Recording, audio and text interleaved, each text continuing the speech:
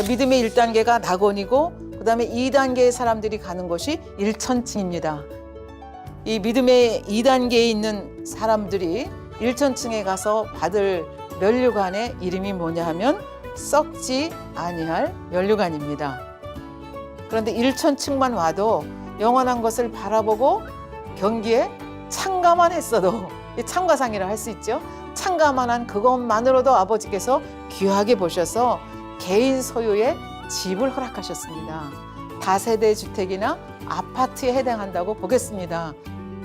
천국에도 이런 여러 가지 예쁜 정원도 있고 공원도 있고 각종 편의시설, 골프장도 있고 수영장도 있고 다 있는데 이것이 개인용이 아니라 공동으로 사용을 한다는 그런 얘기가 되겠습니다.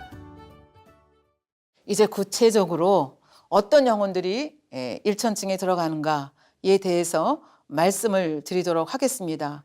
믿음의 1단계만 부끄러운 구원이 아니라 믿음의 2단계도 부끄러운 구원이다. 왜? 주님이 그렇게 희생하시고 아버지 하나님이 사랑으로 이렇게 구원에까지 이르렀는데 그 구원에 대해서 감사하지 못하고 육체의 일 하나 버리지 못하고 죄를 싸워버리지 못하고 육체의 일 그대로 행하는 그 모습으로 이 믿음의 1단계 턱걸이에서 가가지고 구원을 받는다는 거, 거기서 또 이런 엄청난 대접을 받는다는 거 감사하긴 하지만 굉장히 부끄럽고 민망한 이야기다 하는 얘기를 여러분에게 다시 한번 말씀을 드리겠습니다. 그런데 많은 사람들이 또 착각을 하죠. 이렇게 쭉 믿음의 분량에 대해서 말씀을 드리면서 나는 모태 신자고 교회 벌써 내가 다닌 지 60이 됐네? 나는 적어도 믿음의 1단계는 되겠지. 아니야, 믿음의 1단계가 뭐야? 믿음의 2단계는 되겠지. 그러면 나는 적어도 아파트, 천국에 가서 아파트 같은 그런 데서 살 수 있겠네. 착각입니다. 이게 초신자가 믿음의 분량이 낮아가지고 믿음의 그 2단계 가는 거하고 평생 동안 신앙생활하고 이 믿음의 2단계 머무른 거하고는 엄청난 차이가 나고 또 이렇게 하면 잘못하게 되면 구원하고도 이제 멀어지게 되는 거죠. 그래서 아버지 하나님께서는 종합점수를 내시는 분이기 때문에 오래 다니고 그래서 내가 여기에 갈 수 있다. 그렇게 생각하는 것은 착각이라는 말씀을 드리도록 하겠습니다. 믿음을 경주에 비유를 해서 말씀을 드렸는데요. 또 다른 비유를 들면 믿음은 등산과 비유를 할 수가 있겠습니다. 그래서 믿음의 궁극적인 목적은 정상을 탈환하는 겁니다. 정상 탈환은 믿음의 분량으로 말씀을 들으면 믿음의 5단계, 온영에서도 또 1%부터 100%까지 있거든요. 그러니까 더 깊은 온영으로 들어가는 것이 결국은 정상을 탈환하는 겁니다. 그러니까 우리가 등산하는 중요한 목적은 어디예요? 밑에서 밥만 먹고 놀다 가려고 하는 게 아니잖아요. 거기까지 올라가는 것이 궁극적인 목표인데 이제 등산은 조금 시작을 해서 조금 올라가려고 하다 보니까 너무 힘들어요. 그러니까 어떻게 너무 힘들다. 그냥 우리 계곡에 앉아서 싸운 점심 먹고 놀다 가자. 그리고 거기서 노는 형태가 바로 믿음의 2단계라고 볼 수가 있겠습니다. 그래서 믿음의 2단계, 그러니까 가야 될 목표는 잊어버리고 거기서 딴짓하고 노는 거예요. 그러면서 마음에 위안을 합니다. 내가 교회 봉사 열심히 하면, 성가대 열심히 하면, 내가 기도 열심히 하고 금식하면 내가 언젠가는 저 꼭대기에 가겠지. 정말로 기도하고 금식하고 열심히 봉사하면 갑니다.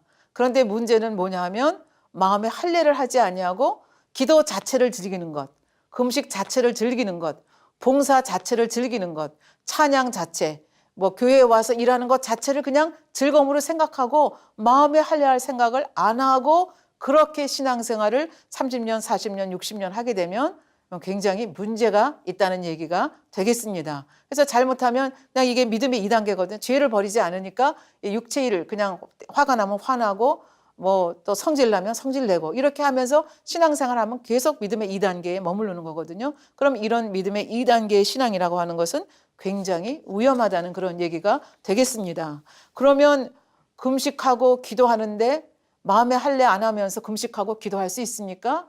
기도할 수 있습니다. 기도하면 죄가 없어진다 생각하고 금식하면 죄가 없어진다 생각하는데 사실은 그렇지 않습니다. 기도하는 걸 통해서 나를 발견하는 겁니다. 죄를 발견하고 악을 발견하는 겁니다. 금식하는 걸 통해서 어떻게 해요? 발견한 것을 마음에 명심하면서 버려야 되겠다 마음이 결단하는 거거든요. 근데 금식만 하고 기도만 하고 그냥 그거 자체를 즐기면서 버리는 자체, 그러니까 믿음으로 행함이 없으면 그거는 아무 소용이 없거든요. 정말로 이렇게 신앙생활 하시는 분들이 있을 수 있다는 얘기가 되겠습니다. 그래서 이걸 믿음의 정체라고 얘기를 하거든요. 믿음의 2단계에서 정체라고. 올라가는 것이, 등산하는 것이 힘드니까, 믿음의 경주를 하는 것이 힘드니까 그냥 제자리에서 노는 것. 이것이 믿음의 정체라고 말씀드렸습니다. 그래서 믿음의 정체를 하게 되면 잘못하면 1단계로 떨어지고 더 심하면 구원을 잃어버릴 수도 있다. 이 말씀을 드렸는데 실제로 바로 이런 케이스 때문에 1천층에 가게 되신 우리 만민교회 한 성도님을 여러분께, 지금은 이제 소천하신 성도님에 대한 말씀을 여러분께 드리도록 하겠습니다. 이분도 장로님이셨습니다. 그리고 재정부에서 일도 하시고, 그리고 남선교회 회장까지 하신, 그러니까 겉으로 봤을 때는 굉장히 신앙생활 열심히 하시는 그런 모습입니다. 그런데 신앙의 실상을 보면 자기 유익을 구하는 일이 많고 자기 생각이 많습니다. 그래서 사업을 할 때도 정도를 쫓지 않는 일들이 많이 있습니다. 입술의 말이 진실하지 아니하고 또 아버지의 말씀을 알면서도 불순종하는 것이 많이 있었고, 그렇기 때문에 이 사람 저 사람과 합평하지 못하고 걸리는 일이 많았습니다. 그래서 이분의 신앙으로 보면 겨우 구원받아 낙원에 갈 수밖에 없는 그런 신앙을 가지신 분입니다. 근데 겉으로 보기에는 어떻습니까? 주의를 잘 지키십니다. 그리고 저희 교회에서는 9시부터 11시 40분까지 다니엘 철야를 매일 저녁 하는데 이분은 한 번도 다니엘 철야 빠지지 않습니다. 그러니까 기도를 열심히 하신 그런 분입니다. 그런가 하면 자기 맡은 사명에 나름대로 교회에서 재정부 사명 열심히 하시고 또 남선교회에서 또 열심히 활동을 하신 분입니다. 그런데 실상은 봉사 자체를 즐기고 기도하는 것 자체를 즐기고 주일 열심히 지키지만 마음의 할례를 하시지 않은 겁니다. 그러니까 때로는 혈기도 내고 아까도 말씀드렸지만 화평을 깨기도 하고 많은 불순종을 낳는 이런 모습이었습니다. 그러나 성도들이 보기에는 당회장님을 열심히 붙잡고 교회를 열심히 섬기고 충성을 하기 때문에 이렇게 선교회장까지도 뽑힐 수 있는 이런 분이셨습니다. 그러나 이분이 이렇게 악한 면만 가지고 있는 것이 아니고 아버지 하나님께서 보실 때 좋은 면이 있으셨다고 말씀을 하십니다.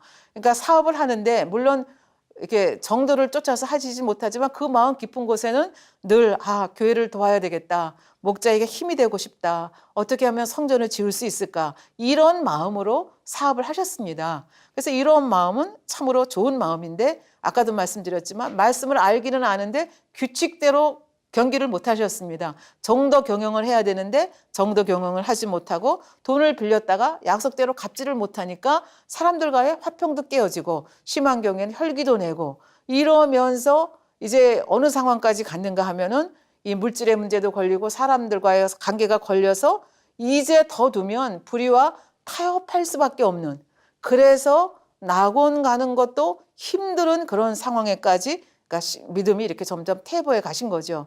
그래서 아버지 하나님께서 생사화복을 주관하시는 아버지 하나님께서 더 뒀다가는 구원에서도 멀어질 수 있다. 이렇게 생각하셨기 때문에 갑자기 데려가셨습니다. 저도 이때 기억하거든요. 주일 예배를 다 드리시고 집에 가서 저녁 잡수시고 이제 다니엘 철야가 9시에 시작이 되기 때문에 잠깐 쉬겠다고 누셨는데 그냥 소천하신 겁니다. 그래서 저희도 그때 깜짝 놀라가지고 그 장로님이 돌아가셨대. 그리고 그때 저희가 이렇게 놀랐던 그런 기억이 나거든요. 그래서 왜 하나님께서 이렇게 빨리 데려가셨는가? 더 두었다가는 구원과도 거리가 멀기 때문에 이제 데려가셨는데 이때 이분의 신앙이 어떤 신앙이었느냐? 1천층 턱걸이 신앙입니다. 잘못했으면 낙원으로 미끄러질 수밖에 없고 더 되었으면 구원받을 수 없는 상태 속에서 이렇게 아버지 하나님께서 이분을 데려가신 거죠. 그래서 여러분들이 이제 천국창 책에서도 보시면 이분의 그 천국에 가서 천국 대기 장소에서 고백한 고백의 내용이 이제 나오는데요. 그 고백의 내용을 제가 일부만 소개를 해드리도록 하겠습니다. 살아있을 때 그처럼 목자의 속도 많이 썩이고 목자의 말씀에 불순종한 것이 너무나 많고 사람들과 걸리기만 하고 입으로 진실지 못한 말을 너무 많이 내었나이다. 제 믿음으로는 자칫 구원받지 못할 수도 있었고 낙원에 갈 수밖에 없었으나 오래전부터 하나님께서 지극히 사랑하시는 목자 한 분을 섬겼다는 그 사실이 인정되어 일천층에 갈 수 있게 됨을 감사드립니다. 죄송합니다. 많은 분야에서 너무나 죄송합니다. 왜 내가 육을 입고 있었을 때에 그처럼 목자가 간절히 말씀해도 그것이 순종되어지지 아니하였는지 너무나 죄송합니다. 잘못했습니다. 이러한 말씀을 살아있을 때 마음 깊이 아뢰지 못한 것이 늘 마음에 부담이 되었습니다. 너무나 죄송합니다. 진실지 못해서 죄송합니다. 진리의 재단에 오랫동안 있었는데 목자께서 전하시는 하나님의 말씀을 귀히 여기지 못하고 늘 목자 마음에 근심이 되었던 것이 너무나 죄송하며 정녕 잘못하였나이다. 그리고 쭉 가서 나중에 말씀하시기를 이제 이후로 구원받은 기쁨과 일천층에 들어가 있음으로 인한 감사로 즐거움과 행복함으로 지내겠나이다. 그러니까 목자 덕분에 제가 여기까지 왔습니다. 그리고 감사의 기도를 하는 장면을 볼 수가 있습니다. 그러니까 겉으로 보기에 주의를 꼭 지킨다, 겉으로 보기에 기도 많이 한다, 겉으로 보기에 금식 많이 한다, 이것이 다가 아니라는 얘기입니다. 제일 중요한 것은 마음에 할례하는 것입니다. 마음에 할례라고 하는 것은 무엇입니까? 우리 속에 있는 죄성을 발견해서 죄를 버려나가는 것입니다. 이것을 하지 않으면 결국은 이렇게 잘해야 일천층, 잘못하면 낙원, 아니면 구원과 멀어질 수 있다는 그런 얘기가 되겠습니다. 그래서 일천층에 가는 사람들이 믿음의 2단계의 믿음이라고 했는데 이런 분들이 가는 믿음이 바로 일천층이라고 볼 수가 있겠습니다. 이제 한 케이스만 더 여러분에게 말씀을 드리겠습니다. 성경에 있는 한 분을 예로 들어서 여러분에게 말씀을 드리겠는데요. 이삭과 리브가에게는 쌍둥이 아들이 있었습니다. 형님이 에서이고 동생이 야곱입니다. 그래서 이 형님이었던 에서가 어디에 그 신앙이 어디에 갈 수 있는 신앙이냐면 바로 일천층에 갈 수 있는 신앙입니다. 그래서 일천층에 갈 수 있는 신앙이 어떤 신앙인가를 다시 한번 여러분에게 설명을 하기 위해서 이 에서의 삶, 왜 일천층밖에 갈 수 없었는가에 대해서 지금부터 설명을 하도록 하겠습니다. 에서의 일생 중에서 가장 비극적인 사건을 들라 그러면 아버지 이삭으로부터 장자의 축복을 받지 못하고 동생인 야곱에게 빼앗긴 사건이라고 볼 수가 있겠습니다.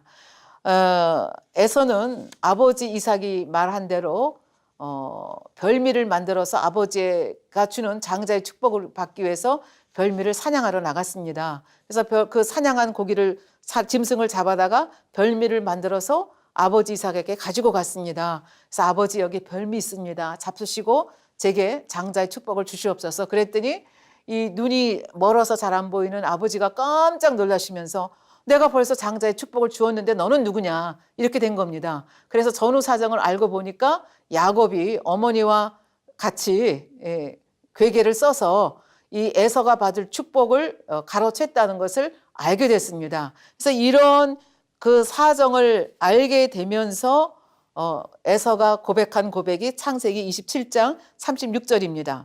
에서가 가로되 그의 이름은 야곱이라. 야곱이라는 이름은 속이는 자라는 뜻이거든요. 야곱이라 함이 합당치 아니하나이까. 그가 나를 속임이 이것이 두 번째리이다. 전에는 나의 장자의 명분을 빼앗고 이제는 내 복을 빼앗았나이다.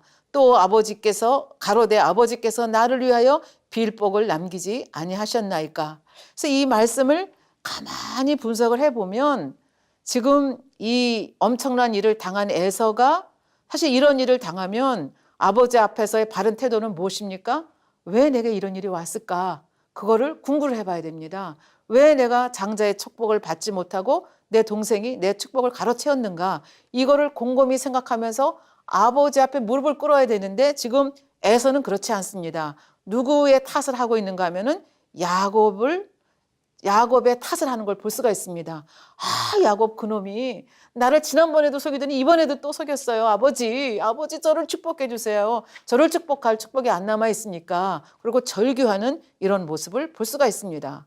그러면 정말로 이 에서가 정말 이렇게 절규할 만큼 장자의 축복을 귀히 여겼습니까? 그렇지 않습니다. 창세기 25장에 보면 이 에서가 얼마나 이 장자의 명분을 경홀히 여겨서 망령되이 팥죽 한 그릇에 장자의 명분을 명분을 팔았나 하는 것이 나옵니다. 창세기 25장 27절, 28절에 보면 에서의 속성과 야곱의 속성에 대해서 얘기를 하고 있습니다. 그 아이들이 장성함에 에서는 익숙한 사냥꾼인 거로, 그러니까 굉장히 남자답습니다. 들여나가서 사냥합니다. 좀 들 사람이 되고, 야곱은 종용한 사람인 거로 장막에 거하고, 그러니까 두 사람이 굉장히 대조적인 성격입니다. 그런데 이삭은 에서의 사냥한 고기를 좋아해서 에서를 사랑하고, 어머니 리브가는 집에서 치맛자락 졸졸 따라다니는 야곱을 사랑했다. 이렇게 창세기 25장 27절, 28절에서는 얘기합니다. 그러니까 지금 이제 25장 29절부터 34절 사건이 일어납니다. 에서는 들에 나가서 사냥을 하고 이제 돌아오는데 집에 있는 야곱은 뭐예요? 엄마 따라서 음식 만들고 이런 거 좋아하는 거잖아요. 그래서 29절에 보니까 야곱이 죽을 쏘았더니 에서가 들에서부터 들어와서 심히 곤비하여 야곱에게 이르되 내가 곤비하니 그 붉은 것을 나로 먹게 하라. 우리 식으로 얘기하면 팥죽이었던 것 같습니다. 나로 먹게 하라 한지라. 그러므로 에서의 별명은 에돔이더라. 붓다 그런 뜻이거든요. 야곱이 가로되, 야곱이 어떻게 보면 굉장히 좀 약삭 맞은 거죠. 그러나 이 야곱의 중요한 점은 뭐냐면 장자의 명분이 얼마나 중요하다는 것을 알았습니다. 그렇기 때문에 이렇게까지, 사실은 이 방법이 좋은 방법은 아니지만 이렇게까지 장자의 명분을 찾기 위해서 애쓰는 모습을 볼 수 있습니다. 31절에 보면 야곱이 가로되 형의 장자의 명분을 오늘날 내게 팔라. 그러면 보통 보통만 돼도 어떡하겠어요? 너 정신 나갔냐? 내가 왜 장자의 명분을 파냐? 죽으면 죽었지 못 판다. 이렇게 나가야 되는데 에서는 그렇게 반응하지 않았습니다. 32절에 보면 에서가 가로되 내가 죽게 되었으니, 한 끼 안 먹는다고 죽습니까? 근데 이렇게 과장해서 얘기합니다. 내가 죽게 되었으니 이 장자의 명분이 내게 무엇이 유익하리요? 야곱이 가로되 오늘 내게 맹세하라. 맹세하라 그랬어요. 그랬더니 에서가 맹세하고 장자의 명분을 야곱에게 판지라. 얼마에 팔았어요? 팥죽 한 그릇에 팔았습니다.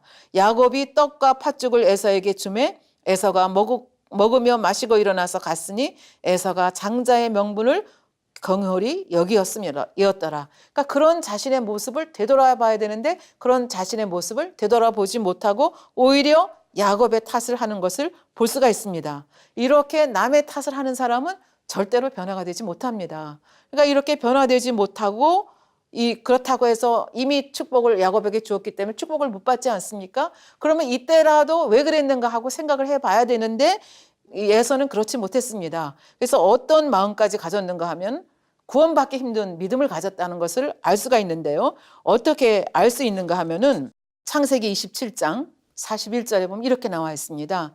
그 아비가 야곱에게 축복한 그 축복을 인하여 에서가 야곱을 미워했습니다. 그 죄성이잖아요. 미워하여 심중에 이르기를 아버지를 곡할 때가 가까웠은즉, 그러니까 아버지가 돌아가실 때가 가까웠은즉 아버지만 돌아가시면 내 이놈 가만히 안 두겠다.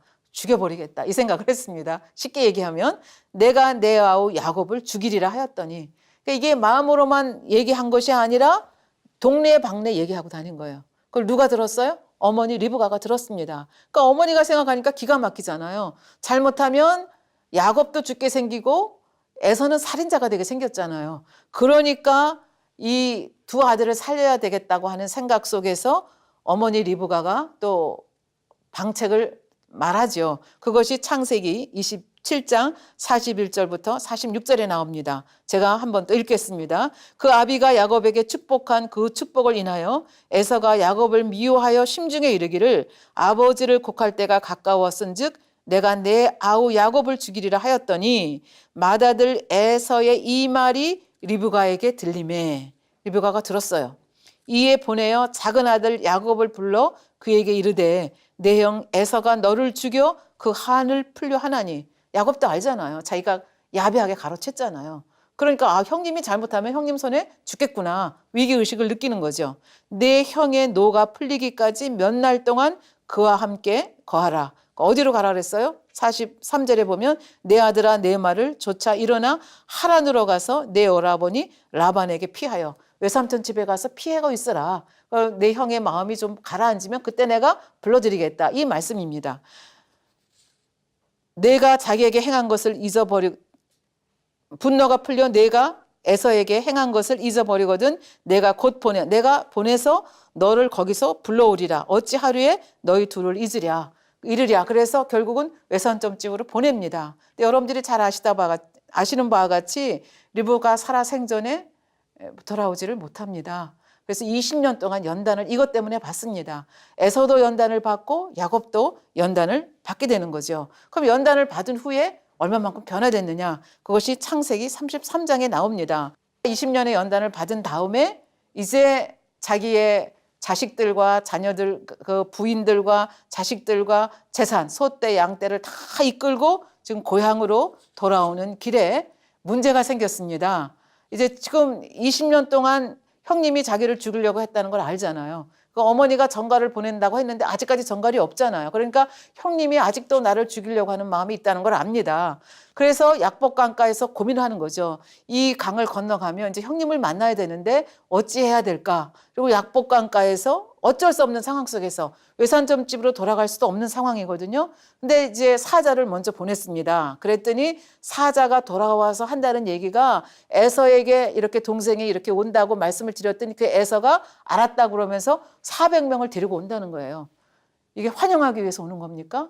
400명을 데리고 온다는 것은 옛날에 그 원한이 풀리지 않았다는 얘기가 됩니다. 그러니까 이런 답답한 소식을 듣고 창세기 32장에 보면 야곱이 답답해서 자기의 모든 양떼 소떼를 몇 대로 나눠가지고 형님에게 보냅니다.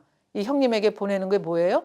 뇌물입니다. 이거 잘 보시고 이 선물 받으시고 마음을 풀으소서 하고 소떼 양떼를 앞서 보내는 모습을 볼 수가 있습니다.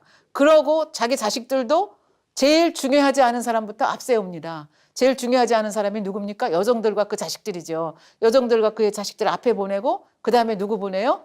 레아와 그 자식들, 그 다음에 사랑하는 라헬과 요셉은 맨 뒤에 두고 자기 꾀를 끝까지 쓰는 거죠. 그리고 자기는 못 건너갑니다. 그리고 약복강가에서 하나님의 사자와 밤새도록 기도하면서 씨름합니다. 그리고 이 문제를 해결합니다. 그래서 야곱이 영으로 들어가는 순간이거든요. 그래서 이 죄성들을 다 벌어버리고 내 인간의 생각과 꾀로는 안 되는구나. 아버지께 모든 것을 맡겨드려야 되겠다. 그래서 성경에서 말하는 지렁이 같은 야곱이 돼서 하나님의 은혜를 입고 하나님의 사자가 쳐서 이 고관절이 이렇게 위골이 돼가지고 쩔뚝쩔뚝하면서 그리고 밤새도록 기도를 했으니까 한잠도 못 잤으니까 얼굴이 말이 아니지 않겠습니까? 그런 모습으로 쩔뚝쩔뚝하면서 형님을 만납니다. 근데 이때 이미 야곱은 자기 문제를 하나님 앞에서 해결받았기 때문에 편안한 마음으로 만나서 무슨 과정이 벌어지는가 하면은 창세기 31장 33장 4절에 보면 3절에 보면 자기는 그들 앞에서 나아가되 몸을 7번 땅에 굽히며 그 형 에서에게 가까이 가니, 그러니까 몸을 7번 굽히고 절을 한다고 하는 것은 비겁한 그런 얘기가 아니고 정말로 상대를 존경하는 마음에서 한 번 굽히고 가고 또 한 번 굽히고 가고, 그러면 저기서 오는 거 보고 7번 좀 굽히고 가면 벌써 상대를 만나게 되는 거죠. 그러니까 형님에 대한 이미 이제 원한, 그러니까 형님이 나를 죽이겠다는 그 공포에서 벗어난 거예요. 하나님과 해결이 됐기 때문에 그렇습니다. 평안한 마음으로 형을 맡게 되는데 여기서 이상한 일이 이제 벌어지게 되는 거죠. 하나님이 누구에게 은혜를 주시는가 하면은 형 에서에게 은혜를 주십니다. 에서는 사실은 이 야곱을 어떻게 하려고 그랬어요? 죽이려고 400명을 데리고 왔는데 하나님께서 에서의 마음을 녹이는 겁니다. 그래서 그 녹이는 것을 어떻게 알 수가 있는가 하면 4절에 보니까 에서가 달려와서 그를 맞아서 안고 목을 어긋 안고 그와 입 맞추고 피차우니라.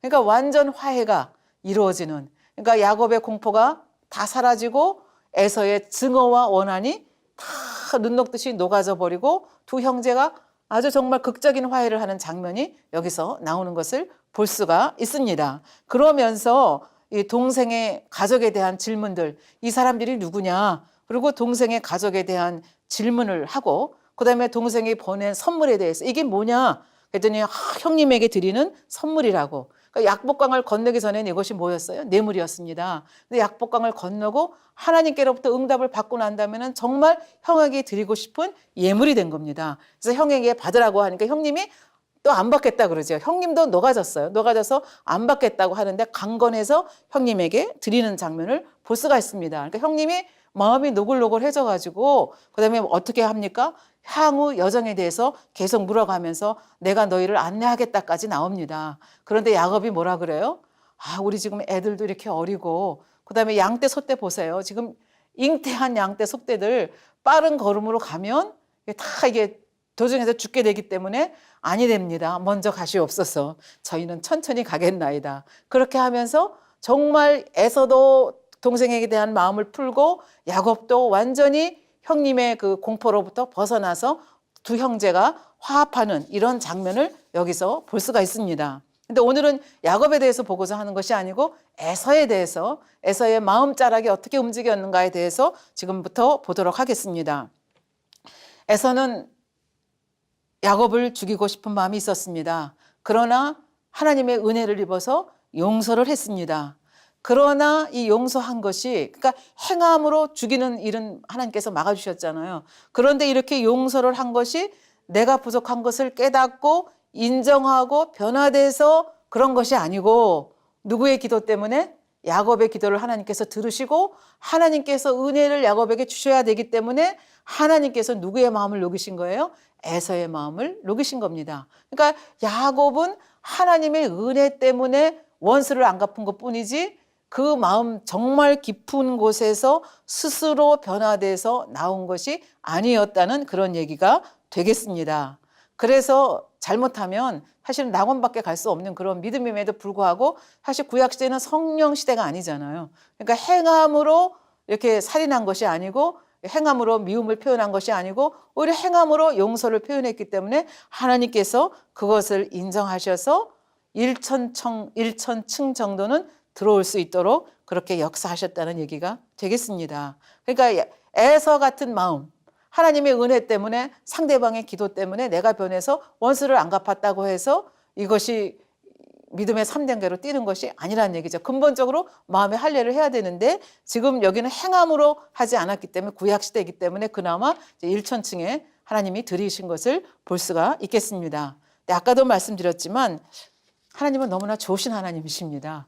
어찌하든지 하나라도 더 이렇게 좋은 것 이렇게 해가지고 더 좋은 것으로 드리고자 하시는 것이 아버지의 마음입니다. 그래서 굉장히 부끄러운 구원이지만 그럼에도 불구하고 에서를 일천층으로 드린 것을 볼 수가 있습니다. 그러나 저희는 신약시대, 성령의 시대에 살고 있기 때문에 에서하고 똑같은 생각하게 되면 일천층에 머무는 것도 힘든 이런 상태가 되니까 안일하게 생각해서는 안 되겠습니다.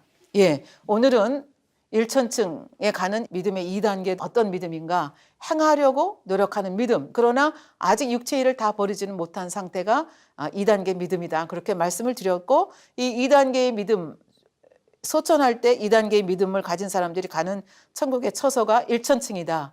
일천층은 사실은 육체의 일도 다 버리지 못한 상태지만 믿음의 경주에 참여해서 영원한 것을 바라보았다는 그것 하나만을 또 아버지께서 기특하게 보시고 믿음으로 보시고 천국의 처소도 아파트먼트 라이크 그러니까 아파트 같은 그런 처소도 주시고 그리고 썩지 않은 면류관도 주시고 거기서 행복한 생활을 할 수 있도록 그렇게 역사하셨다는 것이고 그러면 이 들어가는 사람들의 구체적인 예를 성경에서 보면 에서 같은 사람이 바로 이런 예다. 그리고 저희 교회 한 분의 장로님 말씀을 그러니까 겉으로 보아서 충만해 보인다고 해서 그것이 다가 아니다. 마음의 할례라고 하는 것이 얼마나 중요한가 하는 것을 말씀드리기 위해서 그 장로님을 예로 말씀을 드렸습니다. 결론을 내리도록 하겠습니다. 어떤 사람은 천국은 영원한 세계다.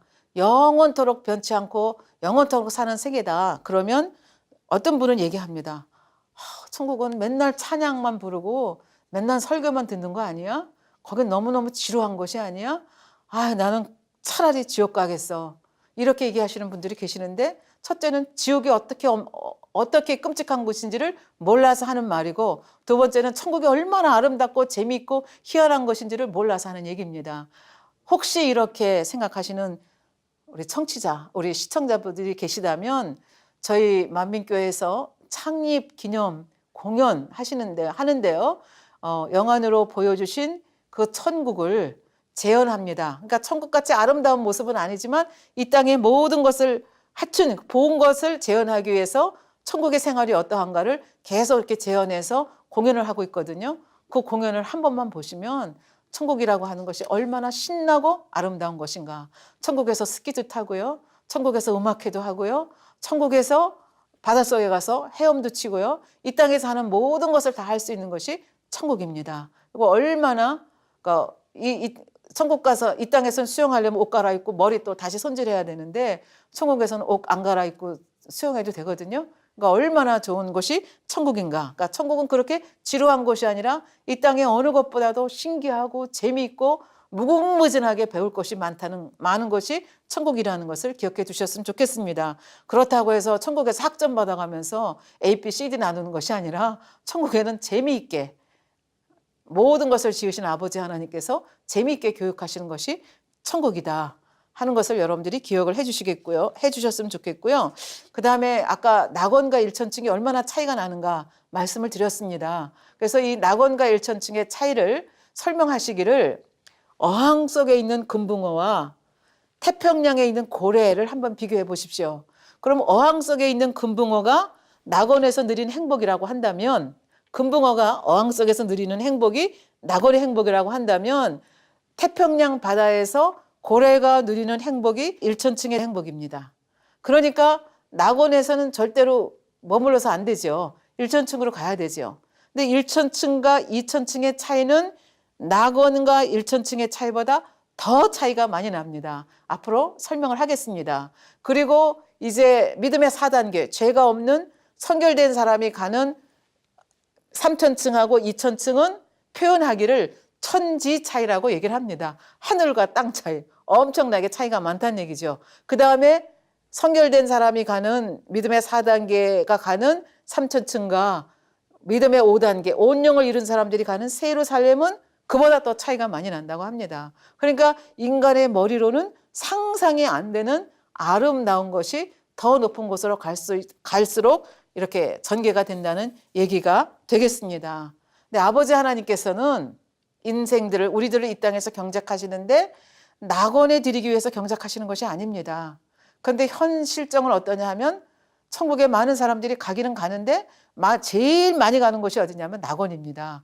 그 다음에 그 단계에 올라갈수록 더 인구 밀도가 희박해지는 거죠. 그리고 현재 상태를 보면 새 예루살렘에는 너무나 들어간 사람이 적다는 것입니다. 그런데 마지막 때 인간 경작이 거의 끝나가는 이때 집중적으로 많은 사람들을 어떻게 해서든지 새 예루살렘에 드리고자 하는 것이 아버지 하나님의 마지막 프로젝트고 그것이 또 우리 만민교회에게 주신 사명이기도 합니다. 그래서 앞으로 이제 믿음의 단계를 하나하나 설명해 갈 때 여러분들께서 영적인 욕심을 가지시고 한 단계 올라갈수록 얼마나 아름다운 것인가, 그리고 그건 영원한 세계라는 것을 염두에 두시고 이 믿음의 단계에 대한 설명을 경청을 해주시고 경청한 것으로 끝나지 마시고 믿음을 키워서 결국은 새 예루살렘까지 이르러서 거기서 같이 만나서 이 특강 들었던 이야기를 서로 나눌 수 있다면 저나 여러분이나 얼마나 행복하겠습니까? 그런 행복을 만끽할 수 있는 저와 여러분들이 되기를 바라면서 이 강의를 마치도록 하겠습니다. 감사드립니다.